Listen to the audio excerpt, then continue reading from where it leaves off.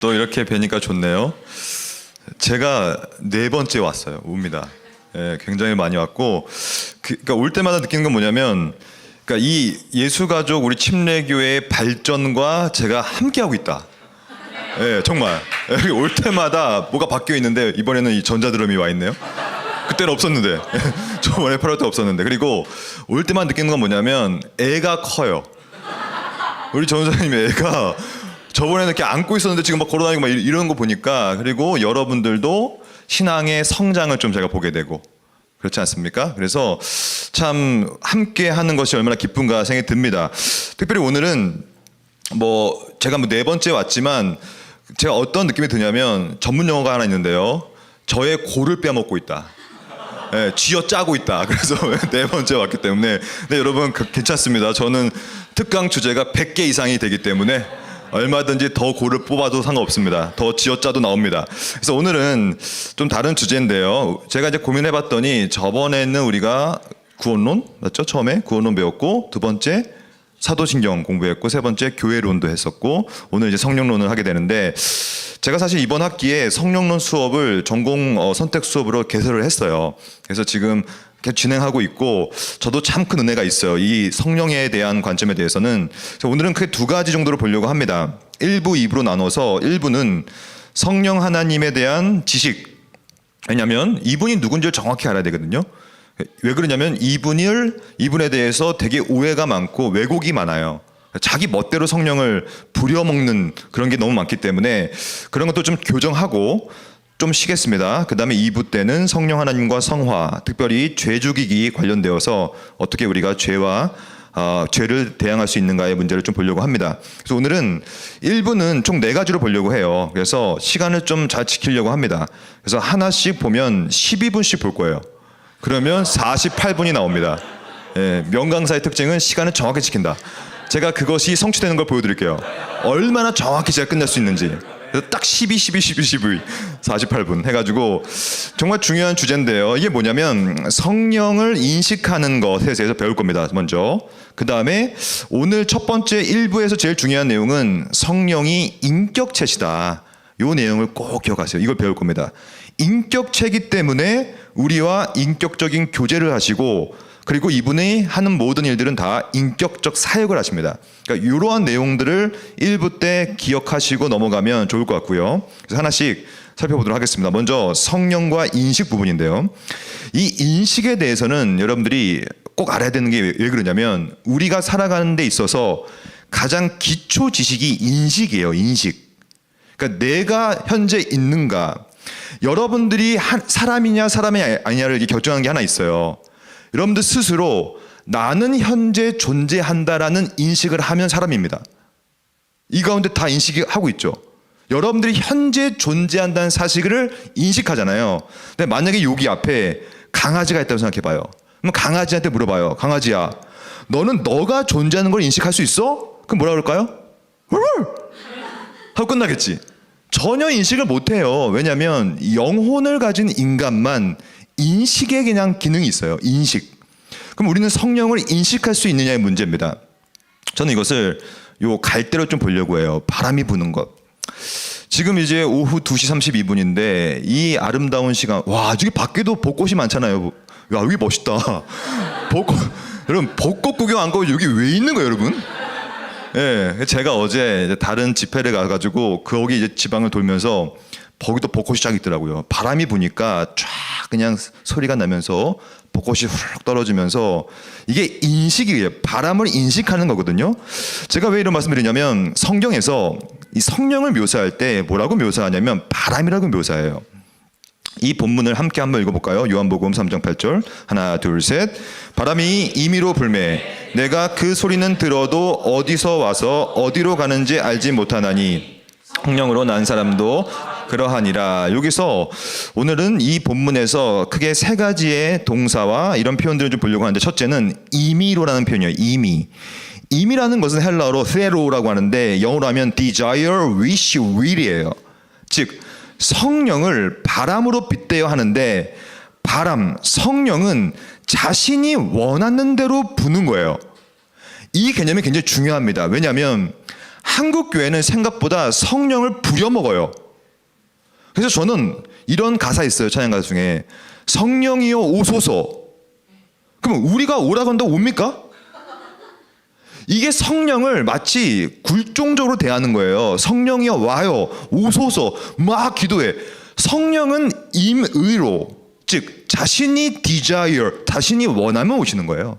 자신이 원하시고 자신이 wish, will, 원하는 대로 오신다는 특성을 갖고 있어요. 이게 왜 그러냐면 성령은 하나님이시기 때문에 그렇습니다. 우리가 생각보다요 성부 하나님은 하나님이시고 성자 그리스도도 하나님이신데 성령은 좀 낮게 생각하는 경향이 있어요. 이분은 하나님이라기보다는 뭐 우리와 함께 하시고 우리를 도와주시고 오셔서 뭐 능력을 주시고 막 이런 느낌으로 이해한단 말이죠. 잘못된 이해입니다. 이것을 뭐라고 하냐면 신적인 주체성이라고 불러요. 이분은 자신이 신으로서 주체적으로 불어요. 근데 이분이 오시고 사역할 때 두 번째 동사가 등장합니다. 바로 그 소리는 들어도, 이 들음, 아코우라는 동사인데 hear, 듣는 거예요. 즉 인식한다는 뜻이에요. 성령은 우리 무의식 가운데 임하지 않아요. 그래서 마치 심령술처럼 막 성령을 받으면 무의식 가운데 황홀경에 빠진다거나 그렇지 않습니다. 그것은 주관주의적인 잘못된 신학이에요. 막 뜨겁게 막 해가지고 막 사람의 감정을 고양시켜가지고 무의식의 황홀경에 빠져 막 눈 뒤집어지고 막 넘어가고 이런 건 성령의 역사가 아니에요. 여러분 분명합니다. 성령은 의식 가운데 우리에게 역사하세요. 자기가 원하실 때 오셔서 하지만 그것을 우리는 인식할 수 있습니다. 이 인식을 그 근거로 따져보면 사실 분별이거든요.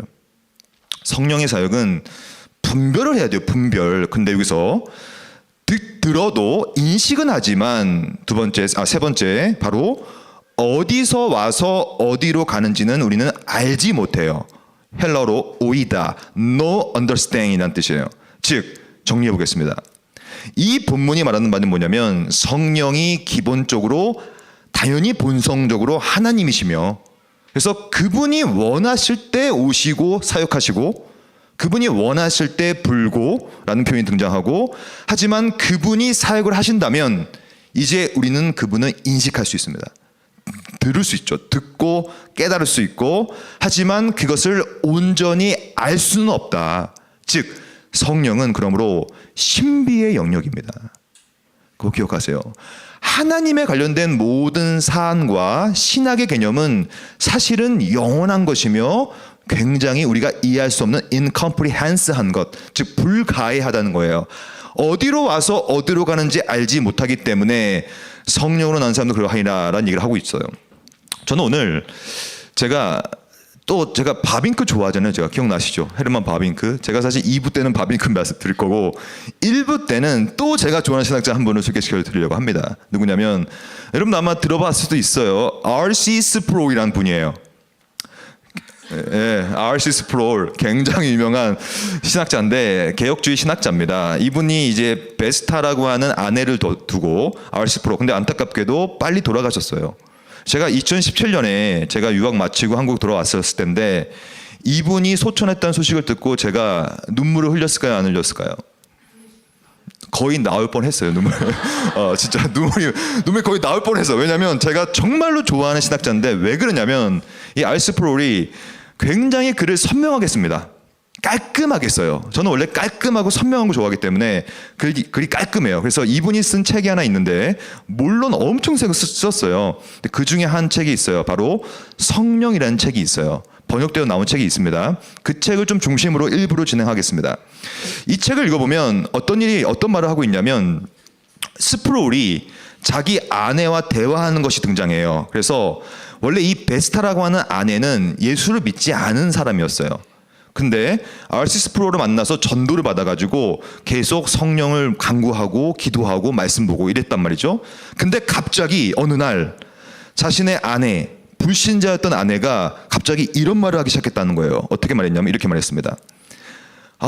남편 스프롤, 내가 이제 성령이 누구신지 알겠어요 라고 얘기했대요. 그러니까 이 책이 이렇게 생겼어요. 성령이라는 책인데 이 책의 초반부에 보면 이제 성령이 누구신지 알겠어요라는 이 문장을 해석하기 시작합니다. 그래서 크게 어떻게 해석하냐면 크게 두 가지로 해석하는데 첫째는 이제예요. 이제. 잘 보세요. 여러분 인식은 현재성을 가지고 있어야 돼요. 즉 여러분들 가운데 아유 교수님 저는요 과거에 기도 엄청 했고요. 과거형이죠. 은혜 많이 받았었어요. 그거요 다 해봤었어요. 기도, 찬양, 금식 다 했어요. 나는 하나님을 뜨겁게 만난 사람이에요. 다 과거형이죠. 인식은 과거에 머무르면 안 돼요. 하지만 어떤 사람도 반대로 앞으로 할 거예요. 앞으로 주유성수 잘할 겁니다. 앞으로 뭐 헌금 잘 낼게요. 하지만 그 말은 뭡니까? 지금은 안 하겠다는 얘기예요. 그러니까 앞으로 미래형도 인식이 아니에요. 왜 그런지 아세요? 중요한 말씀 드릴게요. 신자에게는 미래는 없습니다. 이게 뭔지 설명드릴게요. 왜 없냐면 지금 주님 오시면 어떡할 거예요? 오늘 내가 안 하면 주님이 지금 오시면 이제 미래는 없는데요? 내가 내일 좀 더 열심히 하겠습니다. 내일 제가 기도하겠습니다. 오늘 오시면 어떡할 거예요? 그러므로 신자에게는 오늘만 있을 뿐이에요. 신자에게는 이제만 있을 뿐입니다. 그렇잖아요. 내일 모레 100년 후는 모르지 언제 올지 모르지만 지금도 올 수 있기 때문에 지금 오시면 이제 끝인 거예요. 즉 현재예요. 이러한 강의를 듣고 설교를 듣고 여러분들이 무언가를 깨달았다면 그 깨달음은 오늘 하셔야 돼요. 내일 저는 아직 연애도 못 해봤어요. 아직 결혼도 안 했어요. 연애도 내일 좀 안 돼요. 왜 오늘 오시면 어떡하겠네요. 진짜 지금 2시 40분에 지금 오시면 미래는 끝이에요. 없어요. 그 말은 뭐냐? 이게 중요한 말인데 종말론에서는 현재와 미래가 밀접하게 연결되어 있다는 뜻이에요. 현재가 곧 미래입니다. 보세요. 지금 1초가 지났어요. 이 지난 1초는 원래 미래 1초였어요. 근데 이 미래 1초가 지금 또 현재가 돼버렸네? 또 과거가 돼버렸네? 막 지나가는 게 시간이에요. 이걸 석세션이라고 불러요. 연속적 개념. 막 움직이 갑니다. 그러니까 사실은 미래, 과거는 다 현재인 거예요. 현재의 기준으로 봤을 때는 과거고 미래일 뿐이니까. 성령을 인식하는 것은 이제입니다. 이제. 과거에 인식했던 건 필요 없어요. 앞으로 인식할 수도 없어요. 주님이 오늘 오시면 어떡합니까? 이렇게 말하고 있어요. 이제라는 단어는 그러므로 현재를 뜻한다. 그 말은 과거에 일어난 일과 분명히 대조된다. 이제라는 말은 과거에는 내가 인식하지 않았었는데 이제, 오늘, 지금 인식하는 것, 그것을 말하는 것인데, 그럼 여기서 이제, 현재가 중요하다는 사실을 깨달았죠? 이제 뭘 하는 것이냐? 알겠어요. 이 알겠어요라는 말도 헛설명합니다. 여러분 성령은 막연하고도 추상적이지 않아요. 꼭 기억하세요. 무슨 추상적인 관념이 아니란 얘기예요. 하는 이 성령은 여기서 말하는 알다라는 것은 내 삶에 드디어 성령이라는 존재가 인식되어서 베일에 가려졌던 것이 드러나서 스프로는 이렇게 얘기합니다. 이제 알겠어요라는 것은 뭐냐면 새로운 종류의 지식인데 이게 오늘의 핵심입니다. 인식을 넘는 거예요. 이제 아는다는 것은. 그래서 어떻게 되냐면 인격적으로 체험적인 차원으로 나아가는 지식을 말합니다. 이게 설명 들어볼게요. 이게 뭔지. 여러분들 가운데 혹시 데이트라는 분들 있을 거예요. 연애하는 분들 있어요? 없어요? 이거 있을 거 아닙니까? 그러면 연애할 때 이렇게 얘기하잖아요. 나는 너 어디가? 나 데이트하러 가. 남자친구 만나러 가. 아 그래? 그래? 아 정말 재밌겠다. 이렇게 말하는 게 맞잖아요. 근데 만약에 이렇게 얘기해봐. 남자친구를 나는 지금 데이트하러 가는데 남자친구를 체험하러 가. 이게 말이 돼요? 나는 이제 여자친구를 체험하러 가.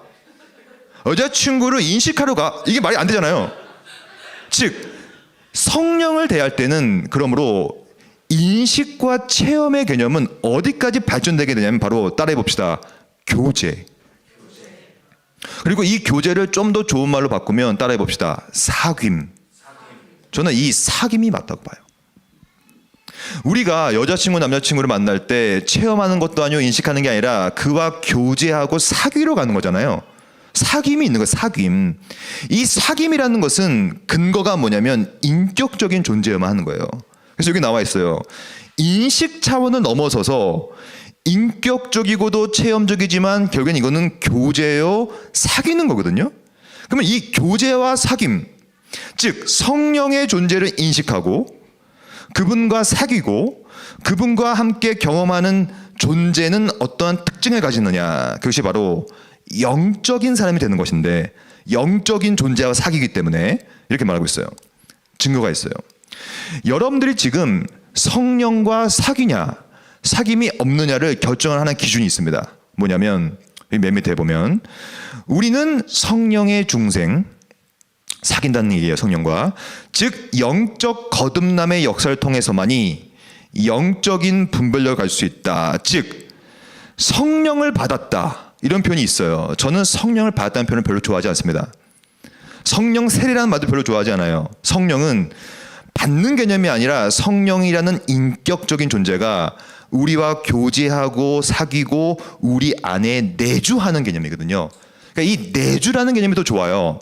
그러면 성령께서 나와 함께 내주하신다면 우리의 특징은 뭐가 있는가? 스스로 평가해 보세요. 바로 이겁니다. 영원을 인식하는가? 이게 거듭남의 특징이에요. 거듭남. 즉 영적으로 다시 태어나지 않은 사람은 사탄의 자녀입니다. 하지만 성령을 통하여 거듭나면 어떻게 되냐면 여기 나와 있죠. 중생이란 말이 나와요. 중생. 우리가 예전에 중생을 제가 했던 기억이 나는데, 거듭남에 대해서 거듭나게 되면 특징적인 게 뭐냐면 영원을 인식하게 돼요. 즉 여러분들이기 때문에 천국과 지옥과 하나님과 이런 것을 인식하고 있지, 불신자들은 이것이 인식 안 해요. 별로 신경도 안 써요. 영원을 인식하고, 즉 우리는 이 땅에 발을 딛고 살아갑니다. 하지만 이 땅에 발을 딛지만 우리의 시선은 영원이에요. 그래서 이 땅에 있는 것을 다 일시적인 것으로 생각하는 관점이 거듭난 자의 특징이에요. 그렇지 않으면 어떻게 되는 줄 아세요? 맨날 휴대폰 코인 보고 있어요. 코인. 차트 보고 맨날. 왜냐면 이게 최우선 기준이거든요. 영원이 아니야 이건. 여러분 주님의 재림하시면 통장 잔고는 0 될 줄 믿습니다. 0 되지 뭐. 통장이 뭐가 중요해요 여러분. 주님이 오늘 오시는데, 오늘 오시면 어떡할 거예요? 즉 영원을 인식하는가, 영원이 얼마나 소중하고 얼마나 가치가 있으며, 마치 그것이 너무 가치가 있기 때문에 모든 밭을 다 팔아 그 밭 안에 있는 영원한 진주 하나를 받기 위하여. 무엇이 가치가 있냐는 얘기예요. 우리 사랑하는 우리 젊은 우리 형제 자매들, 무엇에 투자하실 거예요? 왜 일시적인 것에 투자하고 삽니까?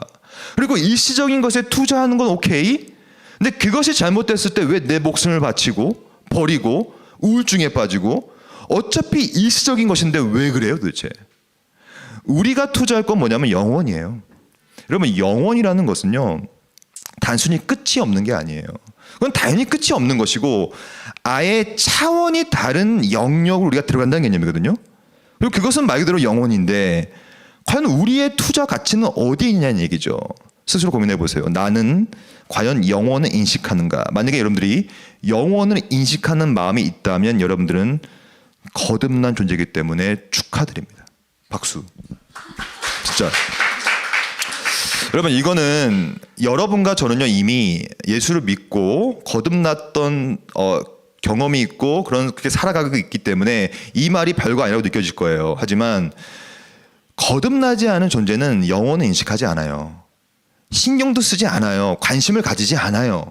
그리고 천국과 지옥에 대해서 믿지 않아요. 근데 우리는 그것을 믿어지잖아요. 이게 얼마나 축복된 겁니까? 이것을 믿어지는 이유가 뭐냐면 두 번째, 바로 성령께서 우리에게 인격적인 교제와 사귐으로 우리와 함께 하시기 때문에 그렇거든요. 내가 하는 건 아니라. 그럼 여기서 우리가, 여러분들이 이제 수준이 높잖아요. 높아요? 높잖아요. 높아요. 저와 이제 4번이나 같이 했는데 이제 어느 정도 이제 높아져야 됩니다. 그래서 이 사상사라는 게 있어요. 사상사. 사상의 역사라고 부릅니다. 사상의 역사 속에서는 이 영에 대한 인식이 잘못된 게 되게 많아요. 그 중에 하나, 대표적인 것을 하나 소개시켜 드리겠습니다. 한 번쯤 들어봤을 철학자인데 바로 헤겔이라는 사람이 있어요. 헤겔. 유명한 분입니다. 18, 19세기를 살았는데 이 헤겔주의라고도 하고 헤겔 신학, 헤겔 철학이라고 하는데 헤겔 이후로 성령에 대한 관점이 많이 변경됐어요. 그래서 교리 역사 속에서 왜냐하면 이렇게 얘기한 거예요. 헤겔은 한마디로 헤겔을 정리하면 하나님이 어디 있냐면 사변 이성 속에 존재해요. 이것을 전문용어로 하면 관념이라 불러요. 관념. 우리는 생각보다 성령을 관념적으로 대합니다. 그분이 무슨 인격적인 존재라든지 이런 생각하지 않고 영이시다. 뭐 어딘가에 계시겠지. 영이시니까 뭐 그렇게 뭔가 초월적인 존재 느낌? 관념의 느낌으로 대해요. 이게 헤겔의 영향을 많이 받은 거거든요. 그럼 제가 오늘은 또 다른 신학자 한 분 소개시켜 드릴게요. 스탠리 그랜츠라고 하는 아주 또 우리 개혁주의 신학자는 아니지만 복음주의 신학자인데 그래도 이 20세기 신학을 잘 전개한 분입니다. 이렇게 썼어요. 헤겔은 초월적인 것을 이해하기 위하여, 즉 영이라는 거예요. 관념적인 것들을 이해하기 위하여 지적인 차원에 주목했어요. 이제 점점 어려워지기 시작했죠? 할 수 있어요. 제가 가장 쉽게 설명드릴 테니까 헤겔을 정리해 버릴 거예요. 지금 자 봐요. 초월적인 것, 여러분 초월성을 갖고 있죠. 영원한 것, 하나님, 절대적인 신 이런 거, 이런 개념들이에요. 근데 헤겔의 특징은 뭐냐면 그 초월적인 것을 뭐라고 불렀냐면 바로 실제라고 불렀어요. 실제. 따라해 봅시다. 실제. 여러분 제가 교회에서 철학 얘기해서 죄송한데 또 철학을 공부해야 신학을 더 잘 이해할 수 있어서 좀 말씀드리는 거예요. 그래서 헤겔에게 있어서 이 실제가 뭔가, 실제는 초월하는 뭔 관념인데 헤겔에게 있어서 실제는 뭐냐면 바로 가이스트라는 거예요. 가이스트. 따라해 봅시다. 가이스트. 이 가이스트가 뭐냐면 독일어인데요. 굳이 한글로 번역하면 뭐 정신, 영어로 번역하면 마인드 혹은 스피릿 정도예요. 그러니까 뭔가 이 초월적인 관념적인 이런 느낌이에요. 근데 헤겔은 이 가이스트라는 존재를 뭐라고 불렀냐면 바로 절대 정신을 말을 썼어요. 즉 여러분과 저는 하나님을 대할 때 어떻게 대하냐면 아브라함과 이삭과 야곱의 하나님, 나의 하나님 아버지라고 믿잖아요. 근데 헤겔에게 있어 하나님은 누구냐면 절대 정신인 거예요. 절대 정신, 그 초월적이고 관념적인 존재. 그러면 이 절대 정신은 뭐 하는 존재인가? 이렇게 말하고 있어요. 헤겔에게 있어서 절대 정신은 단지 실체일 뿐만이 아니라 운동하는 주체고 운동이고 과정이다. 그래서 절대 정신이라는 이 존재가 운동을 시작하는 거예요. 막 이 운동의 흔적이 뭐냐면 역사인 거예요. 이게 헤겔입니다. 우리가 생각하는 역사는 뭐냐면 하나님께서 섭리 가운데서 세상을 만드셨고 통치하셔서 구속의 역사가 펼쳐지는 게 역사잖아요. 이게 우리가 생각하는 역사 아닙니까? 기독교적 역사. 근데 헤겔은 절대정신이라는 관념이 막 움직이는 거예요. 이렇게 움직여. 막 움직이면 이 움직임의 트래킹이라고 하죠. 트래킹을 해보면 다 그 역사다. 그래서 이렇게 말하는 거예요. 헤겔은 실제라는 이 절대 정신은 활동하고 있다. 지금 어딘가에 발전하고 있다. 이것이 바로 이성의 원리, 우리가 생각하는 과정과 원리로 진행하고 있는 과정이다. 분위기 지금 안 좋아졌죠. 이 헤겔이 그만큼 어려워요. 헤겔은 관념 철학이기 때문에 이게 뭐 손에 잡히는 게 없어요. 관념적인 절대 정신이 막 움직여가는 거예요. 이러한 헤겔의 철학이 신학에 강타했으며 사회학을 강타했으며 인류의 모든 교리와 역사와 사상 체계에 관통을 시켜버렸어요. 그 말은 뭐냐면 뭔가 잡히는 게 없는 거예요. 그냥 이 세상은 뭔가 이 절대적인 뭐 힘과 능력, 이것을 에너지 이론이라고도 해요. 19, 20세기에 많이 있었어요. 에너지가 막 움직여가서 이 세상이 만들어지고 막 이 세상이 통치되어지고 막 이런 식으로, 즉 헤겔이라고 하는 이 사람이 말했던 절대 정신이라든지 이러한 가이스트라는 개념들은 결국에는 뭐가 문제냐면 인격적인 존재가 아닌 게 문제인 거예요.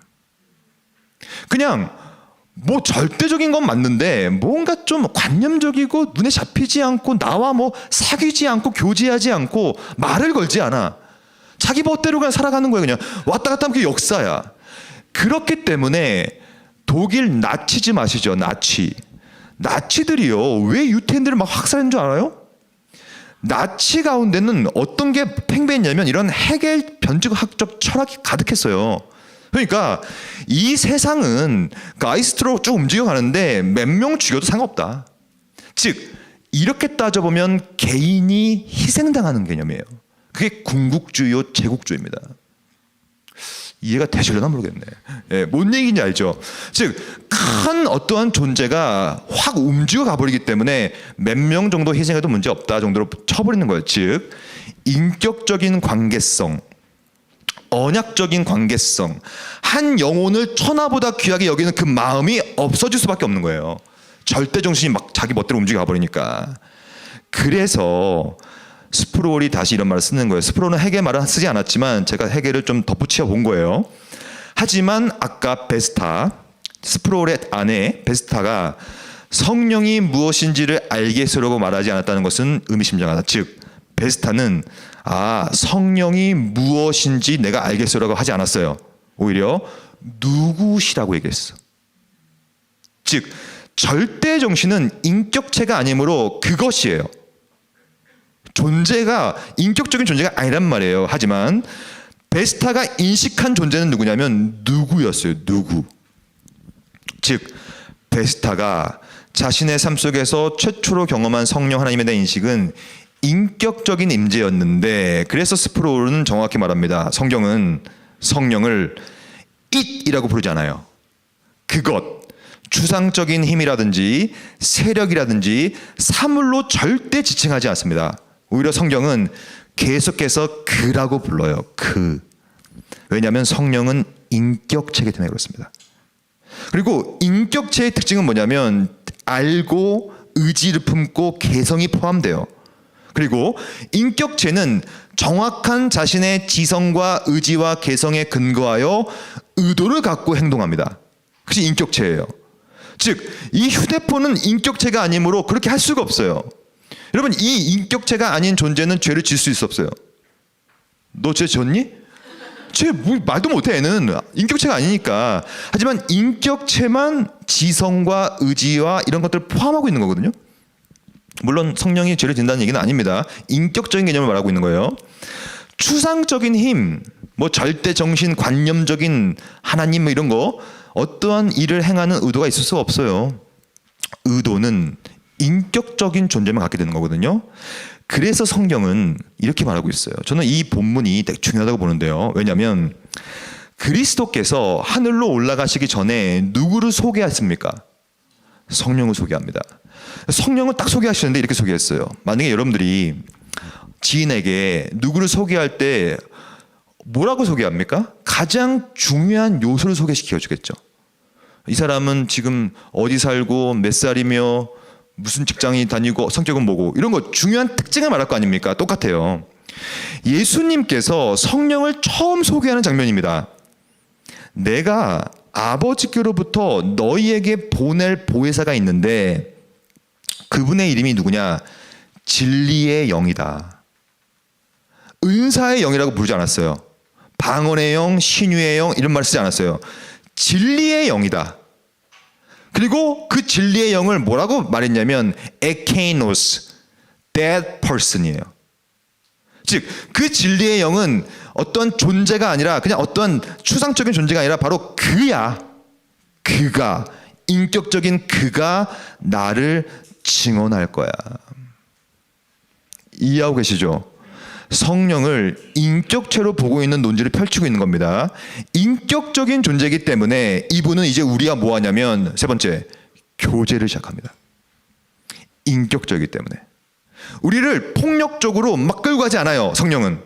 인격적으로 우리와 사귀고 교제하는데 뭐로 교제하냐면 진리로, 말씀이요. 말씀으로 사귀고 교제합니다. 여러분, 말씀이 없이 내가 성령을 체험했다? 다 거짓이에요. 분명합니다. 저는 그건 확신을 갖고 있어요. 왜냐? 이분 진리의 영이기 때문에. 그래서 세 번째. 그러면 이 성령과 우리가 인격적 교제를 한다는 뜻은 뭔가? 성령은 추상적인 절대 정신 정도의 에너지 정도가 아니기 때문에 이분은 세 번째로 우리가 그분을 기쁘시게 할 수도 있어요. 우리가 뭔가를 잘못하면 성령은 슬퍼하십니다. 그리고 성령은 우리를 사랑하기도 하고 우리가 성령을 사랑할 수도 있어요. 그래서 성경은 계속 우리와 인격적으로 교제하실 수 있는 인격체로 계속 묘사합니다. 그래서 사실 성부 모독죄, 성자 모독죄라는 말을 쓰지 않는데 성령 모독죄라는 말을 써요. 그래서 지금부터 성령 모독죄를 좀 설명드릴게요.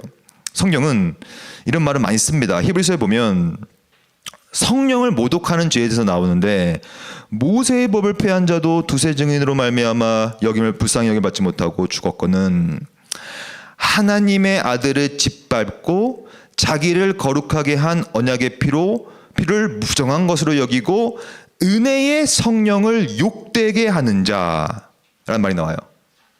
그들은 받을 형벌이 크다. 그럼 여기서 성령을 욕되게 하는 게 뭐냐? 여러분들은 성령 모독죄를 저지를 수 있을까요? 없을까요? 한번 생각해 보세요. 여러분들은 성령을 모독하고 성령을 욕되게 하는 죄를 지을 수 있을까 없을까요? 우리는 만약에 여러분들이 전제가 하나님의 자녀라면 그 하나님의 자녀라는 것은 양자의 영이 내주당한 상태인 거예요. 내주가 있는 상태. 그러면 성령 모독죄를 짓지 못합니다. 생각해 보세요. 여러분들 혹시 지금 하나님을 욕해봐요. 욕할 수 있을까요? 욕 못할걸요? 안 하고 싶을걸요? 근데요, 성령의 내주함이 없는 불신자들은요, 하나님을 막 욕해버립니다. 의심 없이. 보세요. 이 성령 모독죄를 그래서 어떻게 이해하면 좋냐면 민수기 15장 30절 본톤이든지 타국이든지 고의로 여호와를 비방하고 고의로 그리스도를 계속 욕하고 여호와를 비방하는 자는 백성이 끊어질 것이다. 즉 고의로 의도적으로 성령을 모독하면 그분은 인격체이기 때문에 모독을 당해버리는 거거든.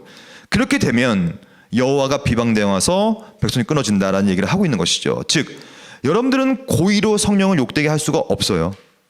저도 그런 마음이 없어요. 그래서 계속적으로 성경은 이런 말을 쓰고 있습니다. 그러므로 내가 너에게 이르노니 사람에 대한 모든 죄와 모독은 사하심을 얻지만 성령을 모독하는 것은 사하심을 얻지 못하겠다. 불신자에 대한 가르침이죠. 신자가 성령을 모독할 수 없거든요. 그러니까 불신자들이 성령의 인격적인 체를 인정하지 않고 막 모독해버리면 사함은 없다. 계속 나와요. 성령을 모독하는 자는 영원히 사하심을 받지 못한다. 그래서 성령이 모독죄라는 것을 연관시키는 이유가 바로 성령을 인격체라는 존재로 좀 우리가 대하고 있는 개념이거든요. 그래서 웨스트민스터 신앙고백서를 좀 볼까요? 17장 1절에 보면 이제 구원에 관련된 얘기가 나오는데요. 우리가 구원을 받았다는 얘기는 뭐냐면 하나님께서 우리를 사랑하셔서 그의 영, 이게 성령이에요. 성령께서 우리를 불러요. 뭘로 부르냐면 말씀으로 불러요. 그래서 우리가 저번에 배운 것처럼 견인 배웠어요. 우리가 예전에 최종적으로 성령의 영으로부터 떨어져 볼 수가 없어요. 그렇죠? 왜냐하면 끝까지 견디고 영원한 구원을 받게 될 거거든요. 그리고 우리가 아무리 견딘다고 해서도 내가 견딘 게 아니라 성부 성자 성령이 나옵니다. 하나님 아버지의 불변하심, 그리스도의 공로, 성령의 거하심 때문에 내가 견디게 되는 거예요. 그래서 여러분들도 오늘 사는 것은 견디고 사는 거거든요. 죄와. 하지만 안타까운 일이 벌어집니다. 그렇지만 사탄과 세상의 유혹들이 너무 세요. 우리 안에 부패가 너무 세요. 자꾸 올라와요. 여기서 그들을 보존하는 수단들을 소홀히 함. 여기서 보존하는 수단은 뭘까요? 은혜를 보존하는 수단, 말씀이에요. 즉 여러분들이 말씀을 듣기를 좀 덜 듣고 말씀을 덜 보게 되면 소홀히 하기 때문에 심한 죄에 빠질 수도 있어요. 얼마 동안 죄 가운데 빠질 수도 있고요. 그것에 의하여 하나님은 불쾌함을 경험해요. 근데 여기서 주목할 표현이 등장했어요. 그의 성령을 근심시키고. 제가 요즘에 근심이 좀 많아요. 왜냐하면 제 막내딸이 아이돌 스타가 되겠대요. 그래서 집에서 맨날 춤만 추고 있어요. 그래서 제가 보니까 춤을 너무 못 추는 거야. 일단 기본적으로. 그래서 아, 얘는 안 되겠는데 내 근심이 큽니다. 얘가 뭐가 되려고 지금 춤을 잘 줄 모르겠는데 춤도 못 추는데 아이돌이 된다는 거예요. 저는 아버지니까 제가 근심을 하게 되는 거거든요. 똑같아요. 성령은 단순히 관념이 아니요 추상적인 에너지가 아니기 때문에 우리가 짓는 죄로 인하여 성령은 근심합니다. 근심할 수밖에 없죠. 그리고 어느 정도 우리의 안에 있는 은혜와 위로가 박탈당할 수도 있고요.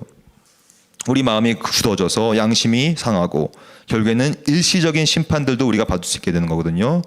그래서 성령은 인격체로서 아까 우리가 본 것처럼 계속해서 기쁨도 경험하고 슬프기도 하시고 사랑도 주시면서 하지만 우리 가운데 있는 죄로 인해 근심도 하시지만 하지만 인격적인 존재인 이분은 어떻게 하시냐? 대규리 문답을 볼까요? 바로 우리가 기도할 때에 성령께서는 계속 우리를 돕습니다. 인격적인 존재니까 이렇게 돕습니다. 우리가 마땅히 뭘 기도할 바를 알지 못해요. 우리는 왜냐? 죄 때문에. 그리고 말씀을 보존하는 수단들을 소홀히 하기 때문에 뭘 할지 몰라 우리는. 하지만 성령께서는 우리가 누구를 위해 무엇을 위해 어떻게 기도해야 하는지를 깨닫게 만들어줘요. 근데 이 깨달음은요 말씀으로 깨닫게 만들어줍니다. 이 진리의 영이기 때문에 그래요. 그래서 또 우리가 기도의 의무를 바르게 행하는데 꼭 필요한 은혜와 이해와 정서와 이 모든 것. 하지만 중요한 일이 나왔죠. 모든 사람에게 같이 정도껏 되진 않아요. 각자의 성격, 각자의 믿음의 분량, 각자의 지식의 체계의 정도에 따라서 다양한 이해, 즉 이걸 뭐라고 부르냐면 눈높이라고 불러요. 즉 우리 아이한테 우리가 얘기할 때 이렇게 무릎 꿇고 눈을 맞추잖아요. 이렇게 그렇잖아요. 이 눈을 높여 이렇게 낮추는 거 아니겠습니까? 똑같아요. 성령도 각 사람의 능력과 실력에 맞춰서 얘기를 걸고 우리와 교제하시고 정서 활동을 하시고 그리하여 우리 마음 안에서 우리의 마음을 되살아나게 만들어서 일하게 하셔서 성령은 그래서 보혜사신데 그래서 보혜사의 뜻은 정확히 번역하면 조력자가 제일 맞아요. 조력자. 돕는 존재인 거예요. 인격적으로 계속 돕고 또 도와서 우리의 연약함을 계속 다시 강하게 만드는 사역. 죄를 죽이게끔 만들고 죄와 싸움에서 계속 도와주는 사역을 하게 되는 거거든요. 마지막으로 시간이 되게 빨리 가죠. 왜 빨리 가는 줄 알아요? 여러분들이 이해를 되게 잘하고 있기 때문에 그래요. 원래 이해가 잘 안 되면요 시간이 지나게 지나가는데 금방금방 시간이 가고 있어요. 이 마지막으로 좀 보고 1부 마칠 건데요. 그러면 이 성령은 마지막으로는 뭐 어떠한 사역을 하시는가? 인격적 사역을 하시는데 크게 두 가지로 볼 겁니다. 이렇게 스프로는 말하고 있어요. 성령은 인격적인 방식으로 우리를 위로하십니다. 인도하시고 가르치시죠. 그래서 이 말은 뭐냐면 폭력적으로 하지 않아요. 강제적으로도 하지 않아요. 그 말은 교회의 생활 가운데 어떠한 율법주의를 우리는 타파해야 한다는 뜻입니다.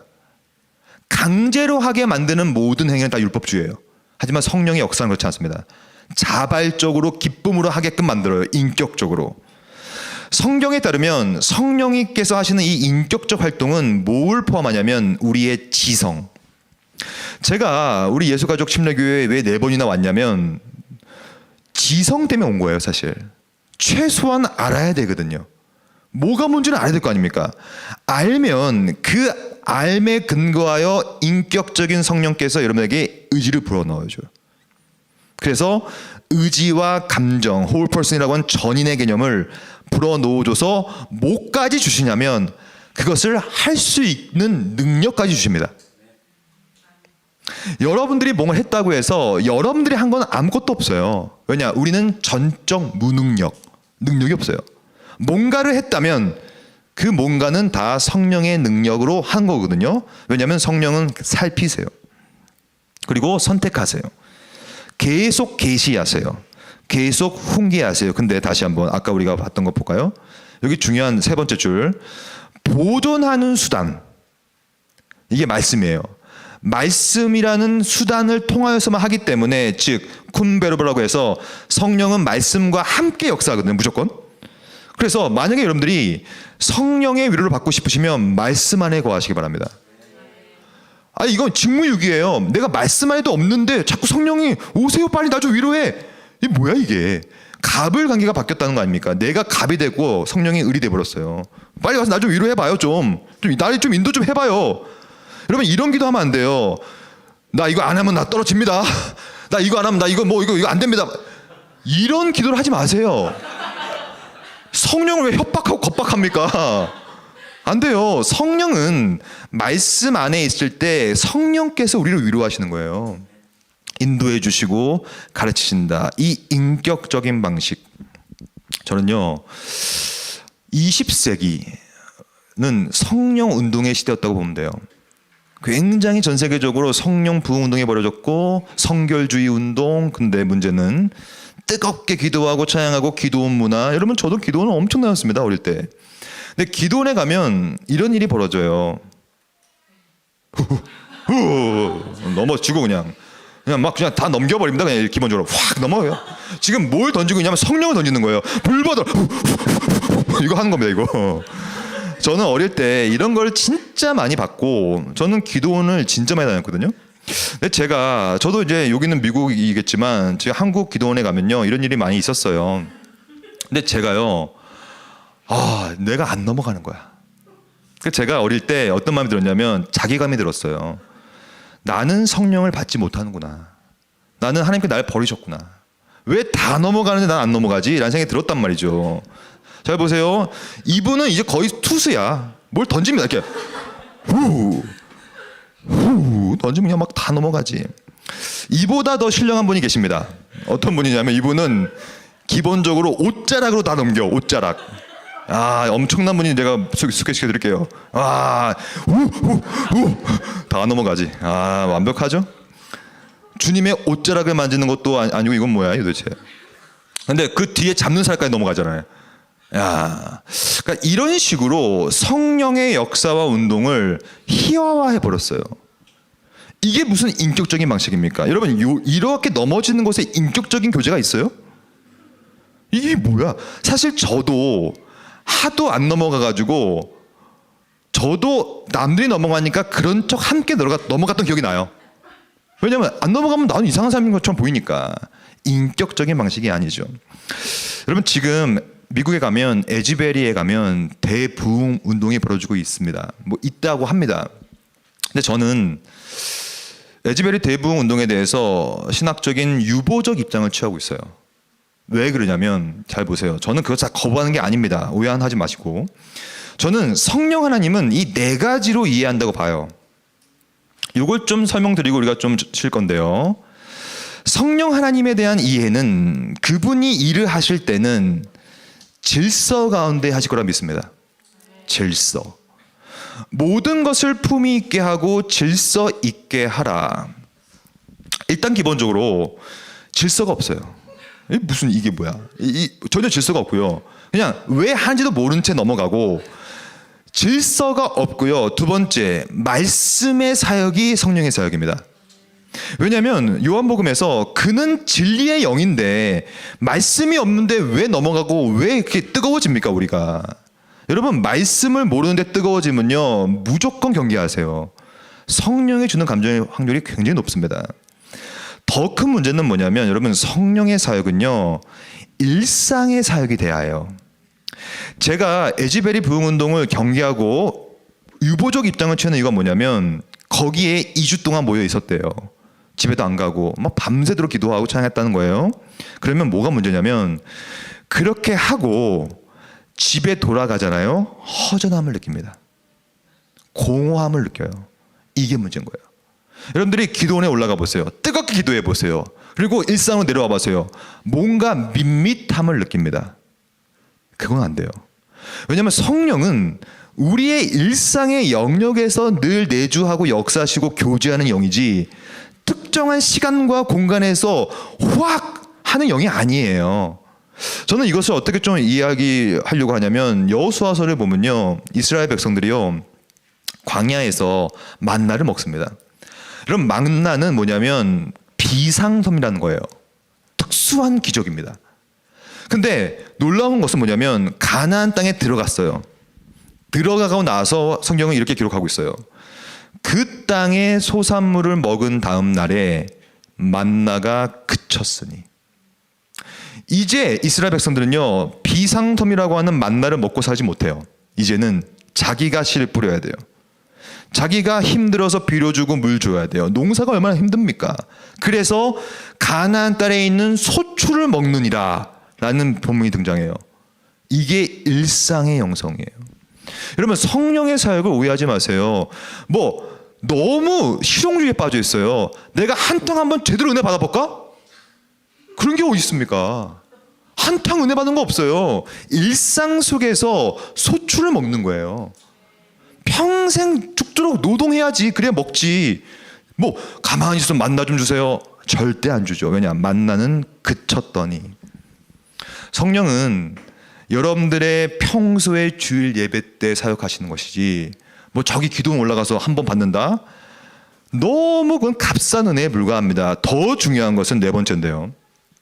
저는 왜 에지베리 부흥 운동에 대한 유보적 입장을 갖고 있냐면, 저의 관심이 뭐냐면 그들의 삶이에요. 그곳에서 2주 동안 한 거 오케이, 성령의 역사 오케이, 저도 믿어요. 근데 그들이 다시 집에 돌아갔어요. 그러면 그들이 삶이 변했는가의 문제거든요. 근데 아무런 변함이 없으면 그것은 아무짝에 쓸모없는 2주였던 거예요. 여러분, 성령은 뭐 이번에는 우리가 배우지 않지만 성령은 언제나 은사가 있고 열매가 있어요. 그들이 열매로 그들을 알리라. 오케이, 뜨겁게 찬양하시기 바랍니다. 뜨겁게 기도하세요. 뜨겁게 하세요. 하지만 삶이 바뀌느냐 문제예요. 삶의 변화가 없으면 아무짝에 쓸모없습니다. 뭐 왜 하는 거예요 도대체? 그들의 열매로 그들을 알리라. 저는 사실 요즘에 뭘 많이 고민하고 있냐면 바로 이 열매의 문제. 제가 우리 교회에 지금 4번째 왔습니다. 신학을 가르쳐 드렸죠. 4번이라는 것은 꽤 많은 횟수예요. 근데 이 배움이 내 삶에 아무런 영향을 끼치지 못했다, 1이라도, 그러면 진짜 무의미한 시간이었던 거예요. 왜 합니까 이걸? 도대체 이 얘기거든요. 즉 교리 좋다는 얘기예요. 제가 전공이 교리예요. 교리, 신학 좋다는 얘기예요. 근데 이것이 내 삶에 영향을 안 끼치면 뭐가 유익한가? 이 문제라는 얘기죠. 즉 살아내는 게 중요하고, 성령 하나님은 우리가 아까 배운 것처럼 능력이란 걸 주세요. 성령에 의하여 위로받고 인도함을 받아서 우리한테 능력, 지성과 의지, 지금 배우고 있어요 지성을. 하지만 그 지성 안바대로 살아내는 능력까지 주시기 때문에 내가 전혀 살아냄이 없다, 성령의 역사는 없었던 거예요. 내 마음만 뜨거워지고 주관적인 신학에 맞췄다는 것이죠. 그래서 마지막으로 이 스프롤이 이렇게 얘기하고 있는 거예요. 일부 강의를 이렇게 총정리하려고 합니다. 성령은 그러므로 단순한 헤겔이 말하고 있는 무슨 절대정신, 관념체, 뭐 추상적 에너지가 아니라 한 인격체이시다. 그렇기 때문에 그분은 우리와 교제하시는데, 하지만 단순히 인격체가 아니라 그분은 신적인 인격체라는 사실, 하나님이시라는 사실, 그리하여 그분이 곧 성령이 하나님이라는 것이 교회가 갖고 있는 고전적 신앙이다. 이 고전적이라는 표현을 다르게 번역하면 역사적이라는 표현이에요. 저는 우리 예수가족 침례교회가 참신한 것을 추구하지 않았으면 좋겠어요. 참신함을 추구하는 교회는 반드시 이단이 됩니다. 우리는 믿어왔던 바, 고전적으로 고백해왔던 바, 역사 속 안에서 늘 해석되어 왔던 바를 현대적으로 잘 옷을 입혀서 전달력 있게 함께 나누는 그 교회가 진짜 교회지, 뭐 참신한 걸 따지고. 여러분, 제일 위험한 설교 하나 말씀드릴게요. 이런 설교가 제일 위험한 겁니다. 여러분, 이 본문 이때까지는 이렇게 해석해 왔었습니다. 하지만 그건 잘못된 해석입니다. 이렇게 시작한 거 있어요. 그럼 그거 막 다 따라갑니다. 오, 참신하다. 참신함? 이단이란 얘기예요. 왜냐? 교회 역사는 2000년이 넘었어요. 한 본문에 대한 역사적 해석과 시각적 해석이 너무나 잘 되어 있어요. 근데 그걸 싸그리 없애고 잘못된 것입니다. 그러면 이 설교자는요 너무 오만방자한 거예요. 2000년의 해석의 역사를 다 싸그리 없애버리고 이게 맞다. 고전적 신앙이 없는 것이죠. 정리하겠습니다. 1부는 결국에는 성령을 우리가 인식할 수는 있지만 온전히 이해할 수는 없다. 왜냐, 이분은 하나님이시기 때문에.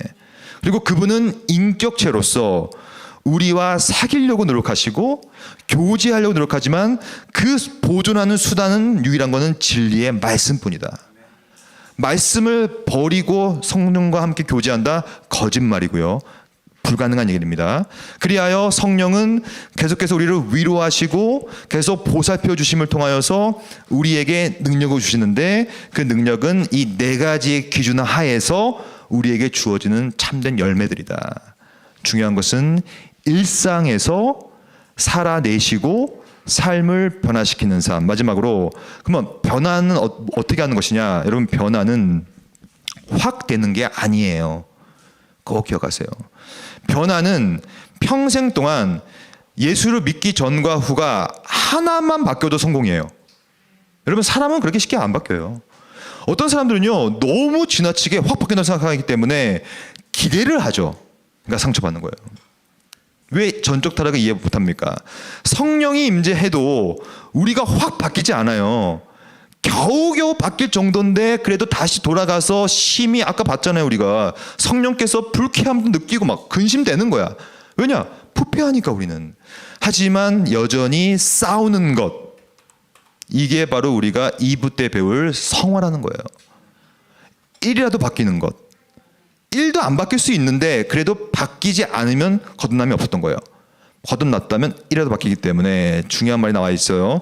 강의 시간에 쉬지 말고 쉬는 시간에 쉽시다.